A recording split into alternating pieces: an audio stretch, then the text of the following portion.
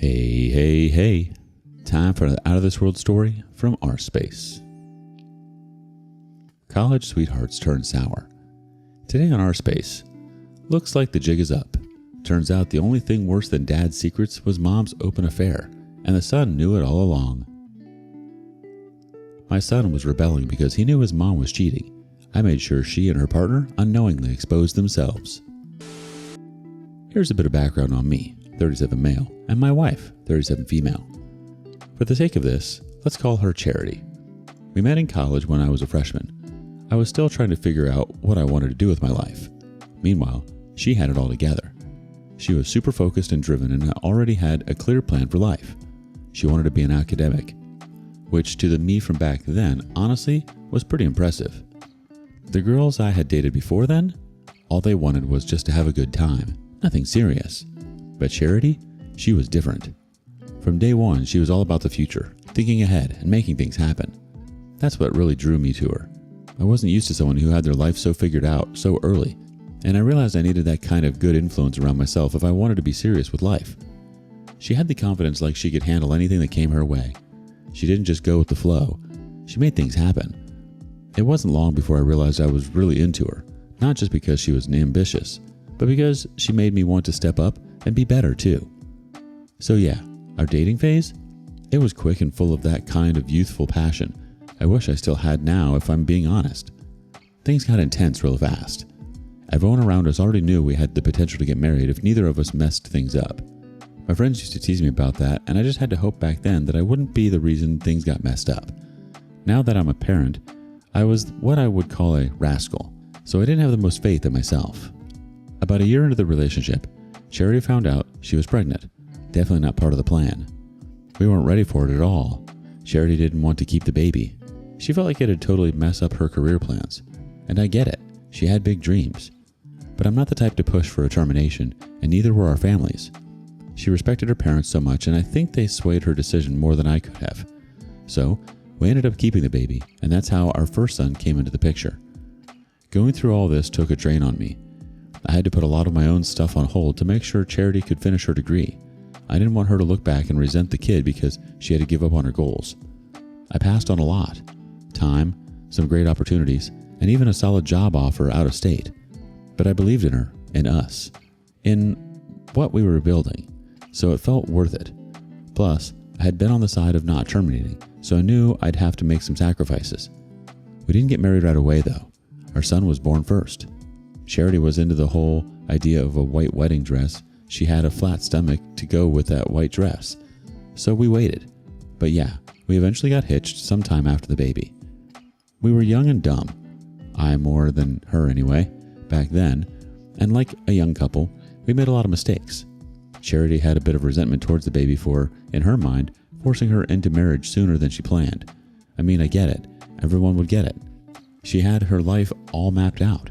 And suddenly, here was a baby and a husband in the mix. But honestly, we learned quick. Things with the baby got easier over time and we adjusted. Charity finished her degree, got her master's, and eventually became an assistant lecturer. I was so proud of her, man. I used to brag about her to my friends all the time. She was the best, no doubt. Later in the marriage, we ended up having 2 more kids. And for a while, I thought we were rock solid. She worked hard, increased our earning potential by quite a lot, and built a pretty decent life for ourselves. We weren't rolling in cash, but we were comfortable. Charity kind of became the backbone of the house. She ran things like a boss, handled the kids, and took care of the household.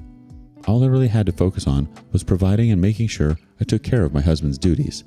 And honestly, I didn't mind at all. I got laid back though. I let her handle most of the decisions.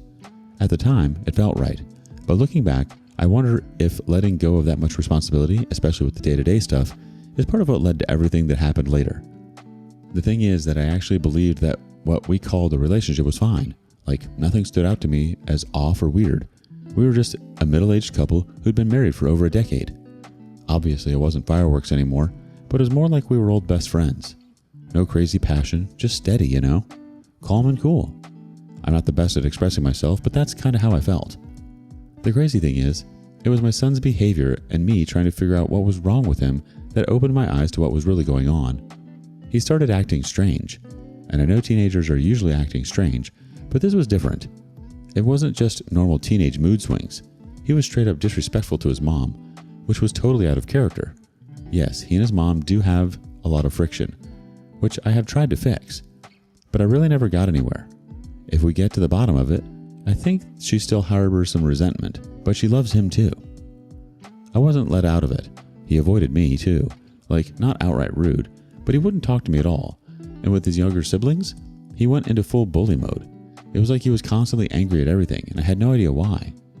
We tried everything to discipline him, grounding, taking away privileges, but nothing seemed to work. I even considered the belt, like how I was raised, but decided that would make things worse. He was just angry. I mean, the kid had everything he needed. We weren't strict or overbearing, so this behavior totally threw us off. It got so bad that my wife even started suggesting therapy. That's when I realized I needed to step in and do something more drastic to figure out what was going on with him. I talked to a few friends about it, and after hearing what they had to say, I decided to take a day off of work to really sit down and talk with my son. I even called his school to tell him he was sick, just so we could have the day to ourselves. Later that day, I went to his room to talk. You know how it is with teenagers, but after a lot of back and forth, my son just blurted out something I never saw coming. He said his mom was cheating on me. I swear at first I laughed it off. I had known her longer than he had been alive, and I really felt like he hated her for some reason, and that was his nuclear option to ruin her life. She was always either working or handling stuff at home. When would she even have time to cheat? Between her work, picking up the kids, and running errands, I didn't think so. So it just didn't add up. But my son wasn't joking. He looked dead serious. And that's when I knew I had to really listen. As much as he could be disrespectful and rude, I didn't consider him a liar. In fact, he tended to tell the truth a bit too much, so I was suddenly worried. He told me that his mother had been seeing one of his teachers at school. My boy had skipped out on school with his friends and saw them together, and not just in a casual way. According to him, their whole vibe was off. Like it wasn't just a teacher-parent thing. I was completely stunned. I kept asking if he was sure, if maybe he was mistaken, but by this point, my boy was in tears, which was a lot more vulnerable than I had seen him in ages. He was adamant. He'd seen them together more than once, both in her car and outside of school. That's when it clicked. All his weird behavior, the anger, the way he'd been acting out, they were all because of this. He even told me he thought his mom never wanted him in the first place, that she treated him differently from his siblings, and he'd been holding all that resentment. He said, adding to what he's been seeing, he hated her more and was mad at me for being stupid and clueless, for not seeing what was happening right under my nose. Even though I was shaken, I wasn't ready to jump to any wild conclusions. My child just made a huge accusation that might affect our family dynamic and potentially destroy it beyond repair. But I wasn't about to just dismiss it either. So yeah, I'll admit, I kind of played into his anger. I asked him if he could get more info, like maybe there was a way to dig a little deeper. It wasn't my proudest moment, but I needed to know the truth. Maybe I was too much of a coward to do it myself. Also, I had hoped by having him do the investigation, he would be able to prove himself wrong if possible, and maybe let go of this anger and see that she truly loved him. I hoped to use that to heal up any wounds he had. The plan that he had was pretty simple. Check her text conversations and call records. She wasn't extremely tech savvy, so I personally doubted that she'd delete any evidence. The thing is, it would have been super suspicious if I went snooping around her phone myself, so I had my son doing it for me. He was already acting mad at me and rude to her, so I figured she wouldn't suspect anything. All he had to do was take screenshots and send them my way. But then my boy came up with a different idea. He suggested using some kind of spyware to track her phone. I'll be honest, I didn't know a thing about this stuff, so I just left it to him. He did all the digging and, well, he sent me proof. While he was working on all that, I started paying more attention to Charity. Funny enough, she wasn't coming home late or acting shady in any obvious way. No weird excuses, no sudden work trips, nothing like that. She just had more meetings at work, even on weekends, and she'd go to her office almost every day to prep for lectures. She didn't act distant or defensive, as you hear about in all those cheating stories that we read in here. In fact, every time I asked her about her schedule, she had a totally reasonable explanation. At that point, before Jason got everything set up with the spyware and sent me the evidence, I was this close to getting him to stop the investigation. But thank God I didn't. I have seen the messages. I read through them, and it's all there. How they met or developed feelings for each other is something I will never know. What I could see is how they talked about sneaking around, meeting up during work hours, And even their feelings for each other, I couldn't bring myself to confront her. I just sat with it. For what pushed me to write this is the part when she started talking about leaving me. But here's the kicker. He wasn't into that idea. He didn't want her to leave me. He liked the way things were, sneaking around, keeping it casual. He wasn't interested in marrying her or building a life with her. He was just in it for the fun. And where they are right now is her persuading him. And now, my son has gone even further. He's brought me pictures and videos of them meeting up. I guess he saw them when he was playing hooky yet again. Apparently they have a casual rendezvous point. It's undeniable at this point. But even with that, I haven't confronted her yet. I'm so pissed off. I want concrete proof, like catching them in the act myself or something. I don't know what to do next. I have to think about the kids, and knowing that her son has seen the kind of sleazebag that she is should be enough punishment. People always talk about how divorced partners shouldn't turn their kids against the other parent, but the good thing is, I don't need to worry about that, and now I actually feel worse about giving my son so much crap about his attitudes. Edit. I've been told about 1,000 times already that I'm an a-hole for leaving the dirty work to my son. I agree. I know I messed up on that part, but I think I was so blindsided by the accusation that I wanted it to be wrong. I didn't want to do the digging myself and find the answer I was afraid to find. So I did the cowardly thing and left it to him. If I had another chance at all, I wouldn't have done things that way. Even though it's not her name, I have to say it. With a name like that, you'd think she'd be giving, not giving it away to her kid's teacher during office hours. I know. Anyway, your son's behavior was a red flag that something deeper was going on, and while using him to gather evidence might not have been the best approach, it's clear you were trying to get to the bottom of things without making any rash decisions. Sure, maybe not the best parenting moment, but hey, desperate times call for desperate measures. Update.